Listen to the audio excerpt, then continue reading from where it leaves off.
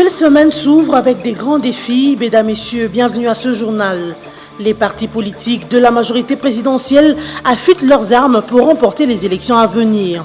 Une centrale électorale de la majorité présidentielle est lancée dans cet objectif. Cette centrale permettra à la MP de disposer d'un schéma clair et des moyens suffisants pour garantir sa victoire. Et à la SANCO, l'heure est au dépôt des propositions pour la mise en œuvre effective de l'accord du centre interdiocésain. Les parties prenantes se pressent à déposer leurs propositions d'arrangement particulier. Cette étape constitue la phase la plus difficile car il n'est toujours pas facile de mettre d'accord les politiciens. Et en sport, après 2 ans de trêve imposée par un conflit avec le club Kabushkop d'Angola, Putumabi Trésor retrouve les pelouses congolaises et africaines. Au terme d'une longue procédure, l'ancien capitaine de TP Mazembe des Léopards est autorisé par la FIFA à rejouer au tout-puissant Mazembe. À peine commencée, l'année 2017 est annoncée pour être une année électorale et déjà en train d'en donner les couleurs. En tout cas, le temps en a été donné ce lundi 9 janvier 2017 à la majorité présidentielle qui a lancé ce jour sa centrale électorale. Le clou de la cérémonie aurait été le message du secrétaire général de la majorité, Oba Minakou, qui a circonscrit les contextes avant de faire une brève présentation de la structure. C'est depuis 2 ans, a-t-il indiqué, que l'opinion tant nationale qu'internationale s'est focalisée sur le grand débat national centré sur l'alternance politique et le respect de la Constitution de la République démocratique du Congo. Une situation qui, loin de laisser les chefs de l'État Joseph Kabila Kabange indifférents, l'a plutôt porté au devant des initiatives en vue d'inscrire la RDC dans la logique des élections. Son souci majeur a toujours été de faire en sorte que, comme dans tout état de droit, seule la vérité des urnes soit considérée comme la seule source légitime du pouvoir politique. Un souci qui s'est traduit par sa quête à travers les dialogues successifs d'un compromis électoral. Cela étant fait, la majorité présidentielle se met alors en ordre de bataille en vue de remporter les élections à tous les niveaux. Et la centrale électorale lancée ce jour devra y travailler. Orientation Joseph Kabila Kabange na États-Unis à l'élection.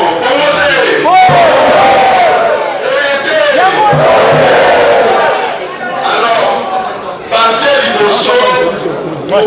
pour lancer centrale électorale, il y a la majorité présidentielle et ça le droit en Oba Minakou a souligné que la centrale électorale n'est qu'un organe de coordination stratégique d'ensemble. Il revient à chaque parti politique membre de se doter d'une structure de bataille électorale en interne. Quant à la question récurrente de savoir qui sera le dauphin de Joseph Kabila à la prochaine présidentielle, Minakou a eu cette réponse sans détour. La majorité présidentielle répond sans embâche qu'elle est une structure bien organisée, disposant indubitablement du meilleur projet de société pour la République démocratique du Congo, tel que porté par son autorité morale, Joseph Kabila Kabange. Et, comme par le passé, elle alignera des candidats à tous les niveaux, de la base au sommet. Ce n'est ni le moment, ni le contexte de les désigner aujourd'hui. Le cadre choisi pour le lancement de cette centrale électorale est donc le chapiteau du Pullman Grand Hôtel Kinshasa. Ce cadre UP a carrément refusé du monde pour une cérémonie pourtant solennelle destinée au départ aux cadres et chefs des partis, le gros du travail restant à faire à la base. Le dépôt des propositions et la mise en œuvre effective de l'accord du 31 décembre constituent la seconde phase et la plus difficile de l'accord du centre interdiocésain. C'est la déclaration faite le week-end dernier par Monseigneur Fridolin Ambongo, archevêque de Mbandaka-Bikoro. Selon le prélat catholique, la discussion avec les politiciens n'est pas aussi facile quand il s'agit de la mise en œuvre d'un accord, car il est question à ce stade de donner des postes à des plateformes politiques et de mettre des noms sur les postes ministériels. Les parties prenantes se bousculent déjà pour déposer à la médiation leurs propositions à l'arrangement particulier pour la mise en œuvre de ce compromis. À l'heure actuelle, seul Vital Kamere de l'UNC a déposé ses propositions au nom de l'opposition signataire de l'accord du 18 octobre. Quant à la majorité présidentielle, c'est le samedi 7 janvier dernier qu'elle s'est réunie pour adopter sa liste de propositions. C'est le même samedi que la société civile et le Rassemblement ont également achevé l'harmonisation de leur liste commune. Le Front pour le respect de la Constitution, qui a promis de signer incessamment cet accord, invite quant à lui le Rassemblement à désigner un Premier ministre dans les 72 heures qui suivent. Un appel lancé par Eve Bazaïba, coordonnatrice de cette plateforme, dimanche 8 janvier 2017 à Kinshasa. Elle a par ailleurs rappelé que la position du Front ne gêne en rien la mise en œuvre de l'accord du centre interdiocésain. Selon les sources proches de la Sainte-Co, les travaux reprennent mardi 10 janvier au centre interdiocésain, puisque les évêques partis dans leur diocèse depuis le week-end dernier regagnent Kinshasa ce lundi 9 janvier 2017. 2 jours après que le chef milicien Nyumba Isha et 7/7 ont saisi les kits électoraux à Nyunzu, dans le Tanganyika, 2 des 4 centres d'enrôlement d'électeurs ont repris leurs activités dans ce coin de la RDC. Cette information a été confirmée dimanche 8 janvier par le secrétaire exécutif de la Commission électorale nationale indépendante, Stéphane Moma Kabondo. La reprise de ces activités est le résultat des pourparlers entre ce point focal de la CENI et ses miliciens dans le secteur de Ngombe-Moana. Cette équipe de la CENI a persuadé le seigneur de guerre Nyumba Isha et son acolyte 7/7 de la nécessité de laisser les opérations d'inscription des électeurs se poursuivre sans désemparer dans cette zone. Selon la CENI, les 2 centres d'inscription d'électeurs restants attendent à régler les problèmes d'ordre technique avant de pouvoir démarrer les activités d'enrôlement.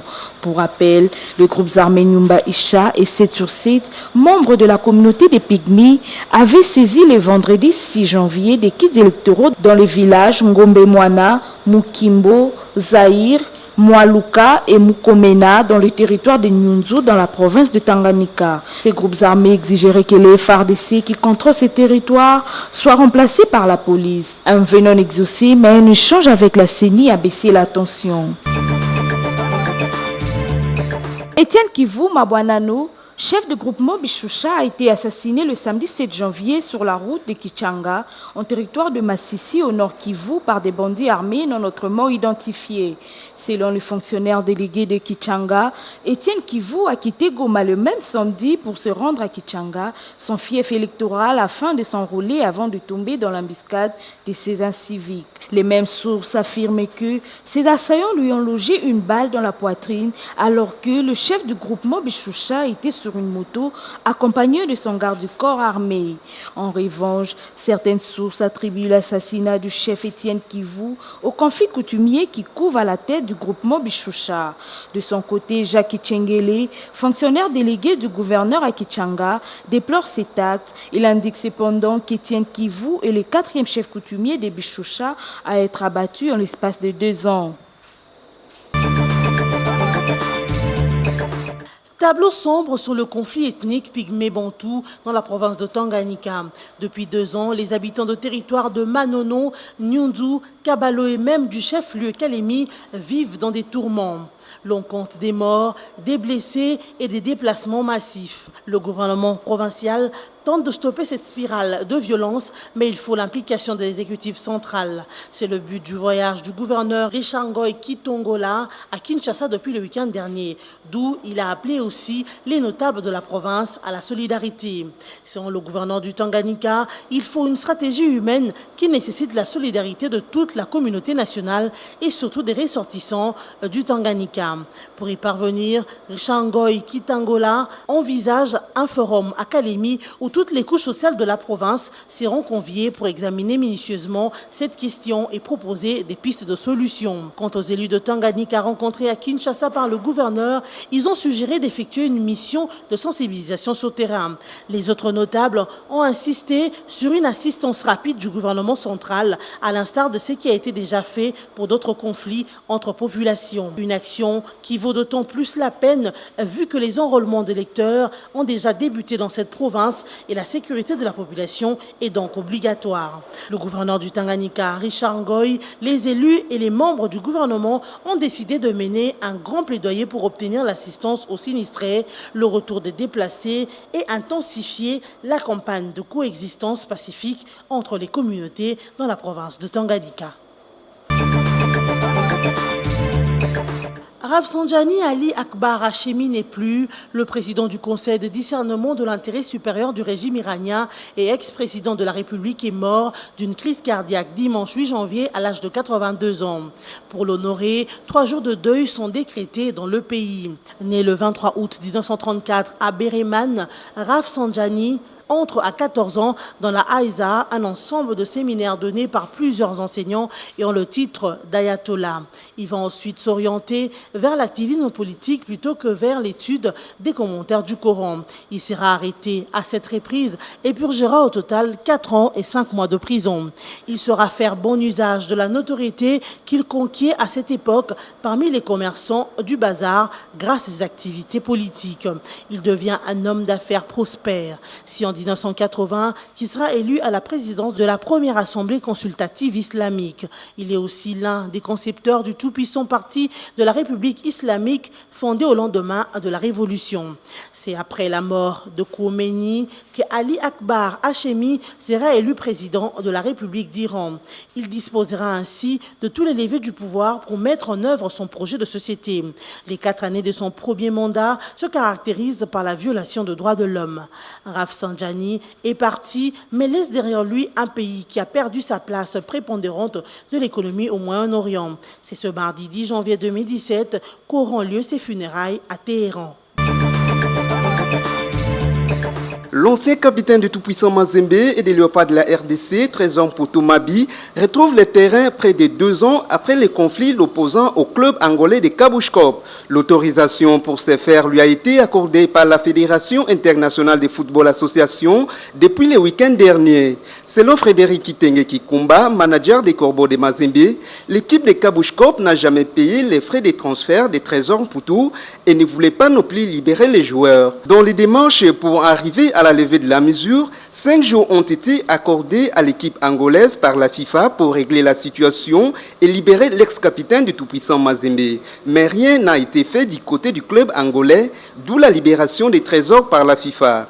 Après cette décision de la Fédération internationale de football association, la Fédération angolaise de football a réagi en émettant le certificat de transfert international des Trésors Mputu.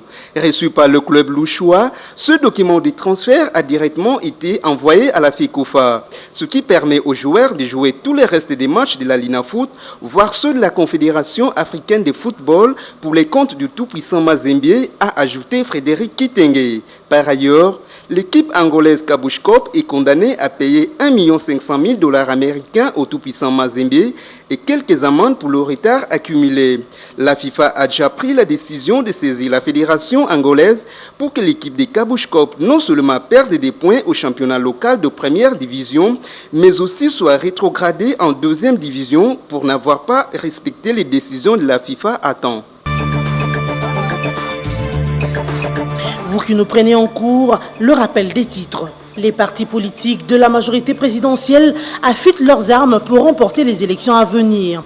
Une centrale électorale de la majorité présidentielle est lancée dans cet objectif. Cette centrale permettra à la MP de disposer d'un schéma clair et des moyens suffisants pour garantir sa victoire. Et à la SANCO, l'heure est au dépôt des propositions pour la mise en œuvre effective de l'accord du centre interdiocésain. Les parties prenantes se pressent à déposer leurs propositions d'arrangement particulier. Cette étape constitue la phase la plus difficile car il n'est toujours pas facile de mettre d'accord les politiciens.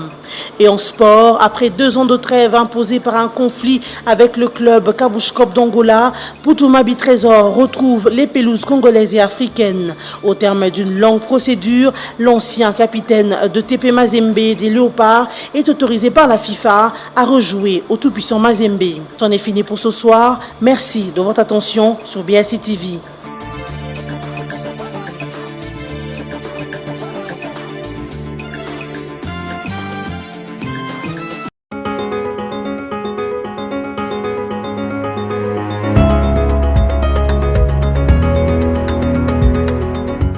Bon début de semaine et bienvenue à cette revue de presse en ligne sur BSC TV. L'actualité reste dominée par la mise en application de l'accord du 31 décembre à la SANCO. Primature, Pierre Lumbi calme la tempête, note Forum de Zas.